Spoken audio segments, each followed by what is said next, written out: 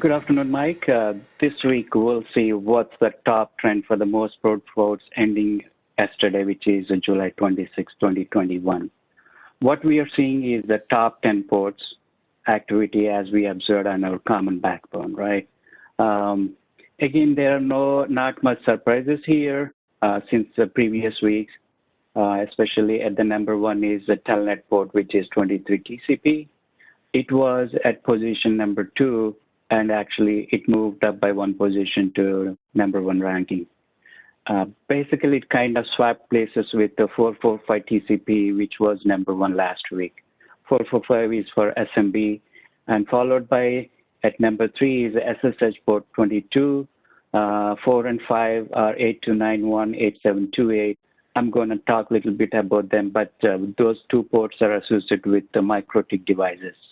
Number 6 is AT-TCP, which is for HTTP, followed by another HTTP alternate port, 8080 TCP. 9 and 10, we kind of wrap it up. 1433 TCP is for Microsoft SQL, and 555 TCP is typically associated with Android debug bridge. Moving on to the top 10 most sources probing. What we see is in the top 10 is, again, number 1 position is taken by the Telnet port, followed by ICMP 0, which is for echo reply. Number 3 is 22 TCP. Basically, if you look at the top 3 in the change, there were no change.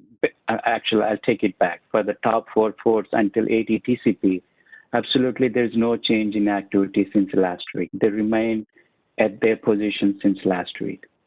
Number 5, there was a little movement by 2 positions by 443 TCP, which is for SSL port, followed up by 81 TCP, though it's been popular as alternate HTTP port, but this is also infamously associated with lots of IoT-based botnets like Mirai, for instance. Number 7 position is taken by 6379 TCP, which is related to Redis protocol. 8 and 9 are taken again by pairs like 2375 to 376 TCP, which we're going to look at a little bit more what these ports are associated with. Basically, they're associated with the Docker APIs. Number 10 sums up with 8080 TCP for alternate TCP. And moving on to observing the activity on 8728 TCP and 8291 TCP, which I said related to MikroTik, right? 872 is associated with API, whereas 8291 is Winbox applications.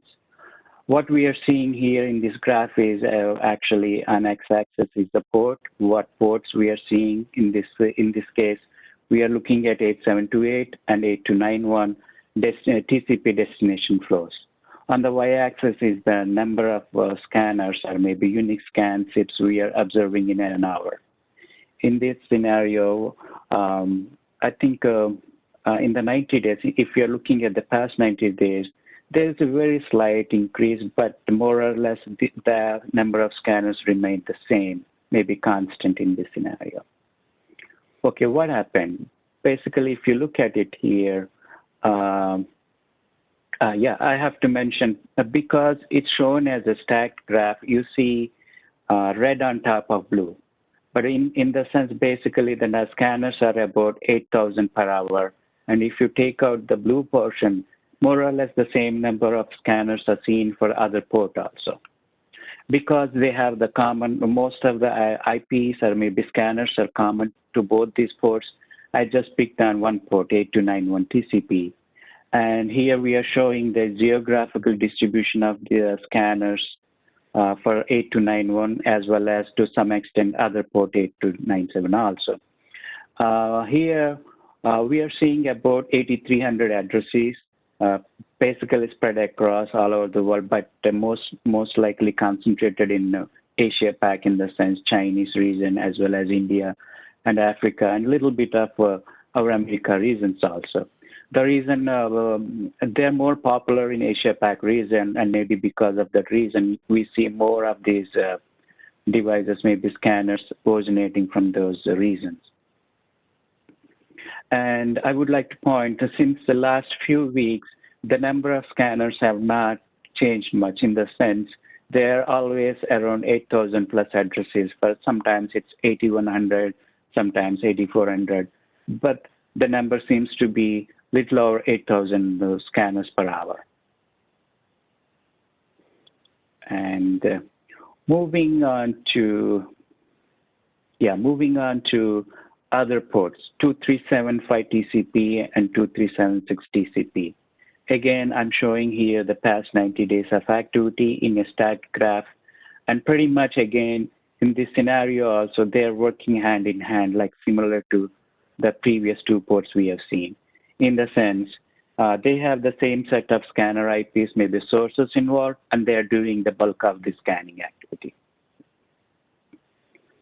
Again, nothing changed since the past 2-3 weeks. It seems to be on the diagonal pattern of increasing peaks and troughs. What is this? What are the services associated with these ports? These two are associated with the Docker REST API and also a Docker S, basically related to Docker. And there was a very old CVE which is related to, I think, Cisco Cloud Center Orchestration Docker Engine Privilege Escalation Vulnerability. It is from 2016 year, and it looks like they're trying to find out any devices vulnerable, maybe open with this specific flaw. Okay, again, I just picked one of the port numbers instead of the two because of the overlap they both have. There are not many scanners IPs compared to other one where we've seen 8,000, but in this case there are about 900 IP addresses. But as you can see, most of them are concentrated from the United States region. Basically, the yellow, bright yellow represents, I think, about maybe it represents about 260 IPs in one specific network. And also you see some parts of Asia Pac and other regions. Again, moving on, I'm particularly interested when I looked at the next 10 most probed ports. The immediate one of the top 10 at the 11th position is 8181 TCP. Basically, what happened is since last week, it jumped to 51 positions to land up on the 11th ranked position this week. Okay, let's take a look at it. What is this port? Why the sudden increase in activity? Maybe if we can find some information to substantiate the increase in this activity. Okay, this is the past 90 days of activity showing the number of scanners, maybe SIPs on this specific activity, but they're not much. There are some highs and peaks at certain intervals, maybe again on a constant basis of about 5 to 6 days, there was a big spike. I think some scanners are coming up. They did the scanning. They're going back to sleep. But the scanning activity is coming from some other scanners every day. Okay, scanners are constant. What happens if we looked at the volume, scan volume? As you can see, even the scanners remain constant, but there's a definite increase in volume of activity since few days, right? As you can see, maybe around 3-4 days, since maybe a little before weekend, there was a definite increase in the volume activity. So what is it? Why there is a sudden increase in this activity? What are the services associated with this? The INR registered service with this port 8181 TCP is Intermapper, but in my research I found this port is heavily used by some of the IoT-based botnets. Before saying that, some other services associated with this port are IRDMI, which is used by Apple for some sort of streaming services.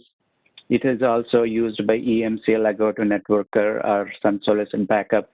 Basically, they're backup related services, right? Already I mentioned about Intermapper, but according to D-Shield Sans, they have some reference to some malware like Zafidi, Erika Z, and they also mentioned it is also used by Cisco Pix devices.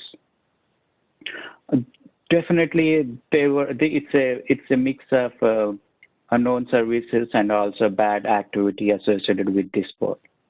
Okay. Equipped with that information, I pivoted to look into our um, basically our scanner data, our sinkhole data, to see if there is anything interesting that pops out related to this activity. When I was looking at, there was some reference to Mozy.m. Basically, what it is it's related to Mozy IoT botnet. What it is trying to do is, I think it's a W getting some sort of file here, executable. Once it's dropping it, I think it's changing the name. It's changing the permissions. Change mode is for the permissions in Unix and Linux world. And it's trying to execute. Basically, it's a clear sign of usage of Mozy IoT botnet. And another interesting tidbit is, I think it's also used by various devices, IoT devices in the same streaming services, like in this case, Roku. Roku is, I think, seems to be using this port also. Maybe there are others also. That gave me a little bit interesting. So I took this one and tried to see if there will be any additional information we can glean from Showdown Searches. Before going on, maybe I'll take it back. This is basically showing how the geographical distribution of the scanners for the specific IP. They're not much, but basically it's seen in the North American region and some part of Africa and maybe, I think, China, Asia-Pac regions.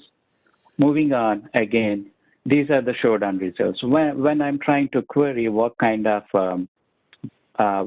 devices may be operating systems this port is associated with, it seems to be, by the way, this number is from the whole internet scan. I mean, what we are seeing is a little bit smaller than this number, but it at least gives us a fair idea what kind of devices are associated with this specific port. In this case, the first one is a sonic wall. We briefly discussed in the ransomware story the VPNs and those kind of firewall devices are a prime target. Maybe it's lining up with that one. ASUS is another, actually. WRT is, I think, offshoot to home Soho type of routers, very popular with consumers, not for the enterprise, but they're very popular with consumers, right? And Ubuntu. If you scroll down, there is also reference to Synology disk station. So again, IoT / Synology type of devices. And another thing is, again, I'm surprised to see some mix of MikroTik routers. But this is not the comprehensive list, but I think there's a good mix of VPNs, firewalls, and routers, basically a wide range of mix of IoT devices. So these points specifically tells me there's definitely some increased interest on this port related to maybe it's by one botnet, maybe combination of multiple botnets, or there might be some sort of vulnerability they're looking it for. But I'm going to keep an eye, dig a little bit further to get more information. Maybe we can talk more if we have any other information next time we talk. But I think this is the information, maybe analysis we done on port 8181 TCP. And I think that brings to the conclusion of today's internet weather. The activity on port 8181 is certainly interesting. Anytime you see a increase in density, of that size in that short amount of time, it definitely makes you think, if there was a particular vulnerability that was announced or disclosed, or maybe there's something in the underground that we haven't heard about yet that is resident on that port. Because certainly the devices that are listed here certainly aren't unexpected.